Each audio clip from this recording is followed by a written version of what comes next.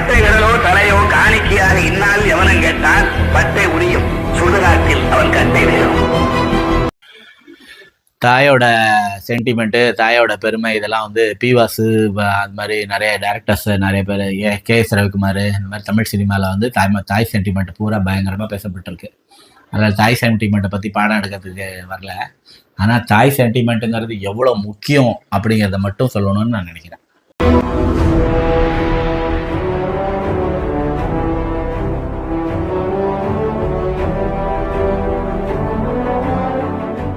வணக்கம் நண்பர்களே, Dravidian stock YouTube சேனலுக்கு உங்களை வரவேற்கிறேன். இந்த காணொலியை சப்ஸ்கிரைப் பண்ணி பாருங்கள், லைக் பண்ணுங்கள், ஷேர் பண்ணுங்கள், கமெண்ட் பண்ணுங்கள். அம்மாவை பற்றி பேசணுன்னே எல்லாரும் ஆர்வமாக கேட்பீங்க. சொல்லணும்னு எனக்கும் ஆர்வமாக தான் இருக்குது. அதாவது மத தலைவர்கள், கடவுளை அவதாரமாக அறியப்படுறவங்க மத தலைவர்கள், அப்புறம் வந்து அரசியல், இசை உலகில் எல்லாம் பிரபலமானவங்க எல்லாருக்கும் ஒரு யூனிக்கான ஒரு குணம் இருக்குது. எல்லா மத தலைவர், எல்லா அவதார புருஷர்கள், எல்லா அரசியல் தலைவர்கள், எல்லா இசை போன்ற பிரபலமான துறைகளில் இருக்க எல்லாருக்குமே ஒரு யூனிக்கான ஒரு குணம் இருக்குது. அது என்னென்னா பெற்றவங்கள அப்பா அம்மாவை மதிக்கிறது. இதை வந்து எப்படி நான் தெரிஞ்சுக்கிட்டேன்னாக்கா, இளையராஜா அவர்கள் வந்து நிறைய அம்மா பாட்டு போட்டிருப்பாரு. அம்மாவுக்கு சென்டிமெண்ட் சாங்ஸ் எல்லாம் ஏற்பட்டது இது பண்ணியிருப்பாரு. அதில் வந்து ஒரு தடவை நான் வந்து என்னென்ன ராஜான்னு சொல்லிட்டு ஒரு கச்சேரி, ஒரு லைவ் ஷோ பார்க்க போயிருந்தோம் நாங்கள். அந்த ஷோவில் வந்து ஃபஸ்ட் எடுத்தோன்னா இளையராஜா வந்து ஜனனி ஜனனி சாங்ஸ் பாட்டார். அதுக்கப்புறம் எனக்கு தெரிஞ்சு இளையராஜாவோட கச்சேரியில் ஒரு தடவை தான் யேசுதாஸ் அவர்கள் பாடிருக்காங்கன்னு நினைக்கிறேன். அந்த கச்சேரியில் வந்து யேசுதாஸ் அவர்கள் வந்து அம்மா என்று அழைக்காத உயிரிலே சாங் பாடினார். அப்புறம் திரு எஸ்பிபி வந்து நானாக நானிலை தாயே நல்வாழ்வு தந்தாயே நீ அந்த சாங் 3 பேர் பாடினாங்க. அப்போ வந்து யேசுதாஸ் அவர்களை பற்றி இளையராஜா ஒரு அறிமுகம் செஞ்சு வச்சார். இந்த பாட்டு முடிஞ்ச உடனே என்னை போலவே யேசுதாஸ் தாசனாவும் அம்மா மேலே மிகுந்த பக்தி உடையவங்க அப்படின்னு சொல்லி சொன்னார். அப்போ தான் நான் தெரிஞ்சுக்கிட்டேன், இவ்வளோ பிரபலமாக இருக்கிற, இவ்வளோ ஒரு உயர்ந்த இடத்துல இருக்கவங்களுக்கு இது மாதிரி ஒரு குணம் இருக்கா, அப்பா அம்மா அவங்கள மதிக்கிறது ஒரு குணமா அப்படிங்கிறத நான் தெரிஞ்சுக்கிட்டேன். அந்த அடிப்படையில் வந்து தமிழறிவு மணிவன் வந்து ஒரு நூல் எழுதியிருக்காரு. அதில் வந்து மத தலைவர்கள், அதாவது அவதார புருஷர்கள், மத தலைவர்கள்லாம் எப்படி அம்மாவை மதிச்சிருக்காங்கிறத சொல்லியிருக்காரு. இப்போது ஆதிசங்கரர் வந்து அவரோட துறவரம் போகிறோன்னு சொல்லி அவங்க அம்மாட்ட கேட்பாரு. அப்போ ஆதிசங்கரோட அம்மா வந்து துறவரத்துக்கு அனுமதியே தர மாட்டாங்க. அம்மா அனுமதி தராமல் போகக்கூடாதுங்கிறதுனால அவர் வந்து காத்திருப்பார். அப்படி இருக்கும்போது ஒரு தடவை அவங்க வந்து ஆற்றுல இறங்கும்போது அவர் வந்து முதலை வந்து பிடிச்சிரும். அப்போ வந்து அவர் வந்து முதலையிட்டேருந்து அவரை தன்னை விடிக்கணுங்கிறத சொல்லி காத்துக்கிட்டு இருக்கும்போது அவங்க அம்மா வந்து வந்துடான்னு கத்துவாங்க. முதலையிட்டேருந்து அவரை தன்னை காப்பாற்றிக்க சொல்லி அவங்க சொல்லுவாங்க. அப்போ ஆதிசங்கரர் சொல்லுவார், நான் துறவரம் போகிறதுக்கு நீ அனுமதி, நான் அந்த முதலையை விட்டு வந்துடுறேன், முதலையிட்டேருந்து என்னால் வர முடியும் அப்படின்னு அவர் சொல்லுவார். சொன்னோன்னா அவங்க அம்மா புள்ள உயிரோடு இருந்தால் போதுங்கிறதுனால நீ துறவரம் போப்பா அப்படின்னு சொல்லிடுவாங்க. அவரோட தன்னோட வல்லமையால் அந்த முதலையிட்டேருந்து தன்னோட காலை விடுவிச்சுட்டு வந்து அவர் துறவரம் போயிடுவார். அம்மாவோட அனுமதியோடு அவர் செய்வார். நபிகள் நாயகம் சொல்லியிருக்காரு, பல போதனைகள் சொன்ன நபிகள் நாயகம் சொல்றாரு, தாயோட காலடியில தான் சொர்க்கம் இருக்குன்னு சொல்லி நபிகள் நாயகம் சொல்றாரு. உலகத்தையே அவதார புருஷராக அறியப்படுற, உலகத்தையே இன்னைக்கு உலகத்தை பூரா இருக்க கிறிஸ்தவர்களோட அவதார புருஷனாகவும் கடவுளாகவும் அறியப்படுற இயேசுநாதர் வந்து தன்னோட மரண தருவாயில் அவர் எவ்வளோ போதனைகளோ மக்களுக்கு தேவையான விஷயங்களோ சொல்றதெல்லாம் எதுவுமே அவர் செய்யலை. அவர் ஒரு விஷயம் தான் சொல்றாரு. அவரோட பிரதான சீடர் ஒருத்தரை கூப்பிட்டு, எங்கள் அம்மாவை நீ பார்த்துக்க, இன்னையிலேருந்து இவங்க தான் உனக்கு அம்மானு ஒப்படைக்கிறாரு. அந்த அம்மா கிட்டே சொல்கிறாரு, இனிமேல் வந்து அவன் பையன், உங்கள் பையன் அப்படின்னு சொல்லி அறிமுகப்படுத்துறாரு. தன்னோட மரண தருவாயில் தன்னை தாயை ஒருத்தட்ட ஒப்படைக்கிறதுங்கிறது ஒரு முக்கிய கடமையாக அவர் செய்கிறாரு. இதுக்கப்புறம் வந்து பட்டினத்தாரை பற்றி சொல்லும்போது, பட்டினத்தார் வந்து அவங்க அம்மா வந்து பட்டினத்தார் வந்து பட்டினத்தாரோட பையன் முதல்ல துறவையாக போயிடுவான். அப்போ பட்டினத்தாரும் கிளம்புவார் துறவையாக போகும்போது. அப்போது பட்டினத்தாரோட அம்மா வந்து அவர் தடுப்பாங்க. ஏன்பா நீ போறியப்பா அப்படின்னா, இந்த மாதிரி என் பையனே போயிட்டானம்மா, இனிமேல் நான் எப்படிம்மா இருப்பேன் அப்படின்னு சொல்லி கேட்பாரு. அப்போ பட்டினத்தாரோட அம்மா சொல்லுவாங்க, உன் பையன் போயிட்டான், நீ போயிட்ட, நீ போனேன்னா நான் எப்படிப்பா இருப்பேன்னு கேட்பாங்க. அப்போ பட்டினத்தார் சொல்லுவார், இந்த ஊர் எல்லையிலே தான் நான் எப்பொழுதும் இருப்பேன், நீ என்னைக்கு இதாகிறியோ அன்னைக்கு தான் நான் அந்த ஊரை விட்டு போவேன்னு சொல்லி அவர் ஊர் எல்லையிலே போய் உட்காந்து சாமியாராக ஆயிடுவார்.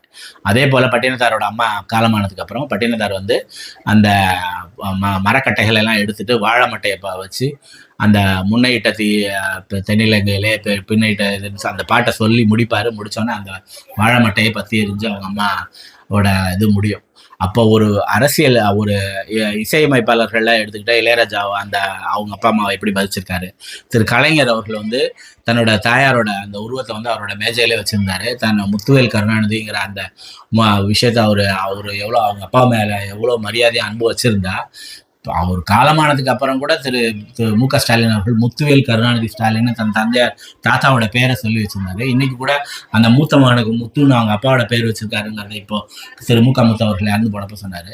எம்ஜிஆர் அவர்கள் அவரோட அம்மாவை எவ்வளோ மதிச்சாங்க, அன்னை சத்யா அப்படிங்கிறவங்க எவ்வளோ முகமானது. அந்த அன்னை சத்யா அவர்களுக்கு வந்து அந்த ராமாபுரம் தோட்டத்திலே ஒரு கல்லறை இருந்ததாகவும் அவர் வந்து அதில் அவங்கள வணங்கிட்டு தான் அங்கேருந்து கிளம்புவார் அப்படின்னு ஒரு இதுவும் உண்டு. இப்படி வந்து அரசியல் கட்சி தலைவராக இருக்கிறவங்க, இசைத்துறையில் இருக்கிறவங்க, இன்னும் எவ்வளோ பேரை சொல்லிக்கிட்டே போகலாம். அவ்வளோ மாதிரி திரு மோடி அவர்கள் கூட அவங்க அம்மா போய் பாத பூஜை எல்லாம் பண்ணதெல்லாம் வீடியோலாம் போட்டார். அதனால அம்மாவை மதிக்கிறது, அம்மா அப்பாவை போற்றுறதுங்கிறது ஒரு உயர்ந்த நிலையில் இருக்க ஒரு தலைவனுக்கு, ஒரு தலைவிக்கு, ஒரு தலைவனாக இருக்கிற ஒருத்தருக்கு ரொம்ப ஒரு முக்கியமான ஒரு குணமாக இருக்கும். அப்படி இருந்தால் தான் அப்பா அம்மாவை போற்றி பாதுகாத்து வணங்கி வாழ்த்தி அவங்களுக்கு முன்னாடி தன்னோட வாழ்க்கையை நெறிப்படுத்திக்கிட்டா தான் அவங்க வந்து சிறந்த தலைவன், நல்ல மனிதன், நல்ல சகோதரன், நல்ல அண்ணன், நல்ல தம்பி, நல்ல தலைவன். அப்படி இருக்கிற இந்த தமிழ் சமூகத்தில் அன்புமணி வந்து அவங்க அம்மாவை பாட்டில் எடுத்து அடிச்சிருக்காருன்னு சொல்லி பெத்த அப்பாவான ராம்தாஸே வந்து சொல்லிட்டாரு. இந்த மாதிரி அன்புமணி வந்து அவங்க அம்மாவே பாட்டில் எடுத்து அடிச்சுட்டாங்க. இது வந்து அப்படியே அதிர்ச்சிக்குரிய சரி. ஒரு தேர்ட் ரேட்டட் பொறுக்கி சரக்கு அடிச்சு தெருவில் தண்ணி போட்டு தெரியிற ஒரு தேர்ட் ரேட்டட் பர்சன் செய்கிற ஒரு வேலை. அது குடியேற பயலுங்க தான் இந்த மாதிரி அப்பா அம்மாவை தாக்குவானுங்க. ஒன்று. ரெண்டாவது வந்து அந்த மைக்கை என் தலையிலே போட்டிருக்கலான்னு சொல்லி ராம்தாஸ் அவர்களையுமே மேடையில் இருக்கும் பொழுதே ஒரு தலைவராகவும் தந்தையாகவும் இருக்கிற ராம்தாஸ் அவர்கள் மேடையில் இருக்கும்போதே அந்த மைக்கை தூக்கி எறிஞ்சு அதை வந்து அவர் என் தலையிலே போட்டுக்கலான்னு ராம்தாஸ் அவர்கள் சொன்னார். இன்னைக்கு வரைக்கும் ஒரு நிமிஷம், ஒரே ஒரு நிமிஷம் இந்த தலைவர் பதவியோ இந்த இதுவாப்பா பெருசு, நீ தானேப்பா எனக்கு எல்லாமே, நீ தானே இந்த அரசியல் எனக்கு கற்றுக் கொடுத்த, நீ தானே என்னோட குரு, நீ தானே என்னோட தலைவன், நீ தானே என்னோட அப்பா அப்படிங்கிற ஒரு அந்த அடிப்படையில் ஒரு நிமிஷத்தில் அன்புமணி போய் அவங்க அப்பாவை பார்த்து எல்லாம் நடந்து போன எல்லாத்தையும் மன்னிச்சிருங்கப்பா, நான் இனிமேல் சரியாக நடக்கிறேன், நீங்கள் செயல் தலைவராக என்ன ஒரு தொண்டனா கூட நாங்கள் முன்னாடி வாழ்கிறேன், நீங்கள் பார்த்து என்ன செய்கிறீங்களோ அதை செய்யுங்கப்பான்னு சொல்லியிருந்தா ஸ்ரீராமச்சந்திரமூர்த்தி வந்து அப்பா ஆசைப்பட்டாருங்கிற ஒரு காரணத்துக்காகவே தன்னோட சித்தி கொடுமைக்காக சித்தி இந்த மாதிரி வார்த்தையை 14 வருஷம் நீ காட்டுக்கு போன்னு சொன்ன அந்த வார்த்தையை கூட தன்னோட தந்தையை மதிக்கணுங்கிற ஒரே காரணத்துக்காக தான் செய்கிறாரு. அப்படி இருக்கும் பொழுது தாய் தந்தையை மதிக்கிறவர் தான் வந்து ஒரு சிறந்த மனிதனாகவே இருக்க முடியும். அப்படி ஒரு வார்த்தை செஞ்சு ஒரு அன்புமணி அவர்கள் வந்து ராம்தாஸ் அவர்களை சந்திச்சு பேசியிருந்தா அன்புமணி அவர்கள் சிறந்த தலைவராகவும், சிறந்த தொண்டனாகவும், சிறந்த மனிதனாகவும், சிறந்த நண்பனாகவும், சிறந்த சகோதரனாகவும், சிறந்த வழிகாட்டியாகவும், லீடர்ஷிப்பில் ஒரு ஆளாகவும் அறியப்பட்டிருப்பாரு. ஆனால் தன் தந்தைக்கு எதிரான ஒரு படையை திரட்டிக்கிட்டு கலவரத்தை ஏற்படுத்தி பணம் சம்பாதிக்கிறது தான் குறிக்கோள். அது மூலமாக பிஜேபியோட கூட்டணி போட்டால் தப்பிச்சுக்கலாம், பிஜேபியோட கூட்டணி போட்டால் பணம் சம்பாதிக்கலாங்கிற ஒரே காரணத்துக்காக தன் தந்தைக்கு எதிரான ஒரு படையை திரட்டிக்கிட்டு ஊராக போய் பிரச்சாரம் பண்ணி அவங்களோட அந்த இளைஞர்களோட வாழ்க்கையை நசுக்கி தன் தந்தைக்கு எதிரான ஒரு வாழ்க்கையை செய்கிறாருன்னா அன்புமணி எவ்வளோ அயக்கத்தனமான ஒரு அரசியலை தமிழர்களுக்கு மத்தியில் செய்கிறாரு. இந்த இளைஞர்களாகிய நீங்கள் இப்படி அன்புமணியே அவங்க அப்பா அம்மாவை மதிக்கலைன்னா அவர் பின்னாடி போகிற இந்த இளைஞர்கள்லாம் எப்படி அப்பா அம்மாவை மதிப்பாங்க? லட்சக்கணக்கான கோடிக்கணக்கான இளைஞர்களோட பெற்றோர்களோட மரியாதை, அன்பு, அவங்களுக்கு அளிக்கப்படுகிற கௌரவம், அவங்களுக்கு அளிக்கப்படுகிற உரிமை, அன்பு, பாசம் எல்லாத்தையுமே கேள்விக்குறியாக்குறாரு அன்புமணி. அதனால அந்த அன்புமணி பின்னாடி போற அந்த சகோதரர்கள் வந்து ஒரு தடவை யோசிக்கணும். இவனே இவங்க அப்பனை மதிக்கலைன்னா நாளைக்கு நம்ம அப்பா அம்மா மதிக்கிறத இவன் கெடுத்துருவாங்கிறத நீங்க தெரிஞ்சுக்கணும்.